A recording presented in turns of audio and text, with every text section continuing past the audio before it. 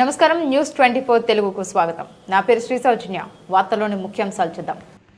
నెల్లూరు జిల్లా రాపూర్ మండలం పెంచలకోనలో ప్రముఖ పుణ్యక్షేత్రమైన శ్రీ పెనుసిల లక్ష్మీ నరసింహస్వామి దేవస్థానంలో శ్రీ పెనుసిల లక్ష్మీ నరసింహస్వామి, ఆదిలక్ష్మి, చెంచులక్ష్మి, ఆంజనేయ స్వామి వాళ్లను రాష్ట్ర దేవాదాయ ధర్మాదాయ శాఖ మంత్రి ఆనం రామనారాయణ రెడ్డి, దేవాదాయ శాఖ కమిషనర్ ఎస్ సత్యనారాయణ దర్శించుకుని ప్రత్యేక పూజలు నిర్వహించారు.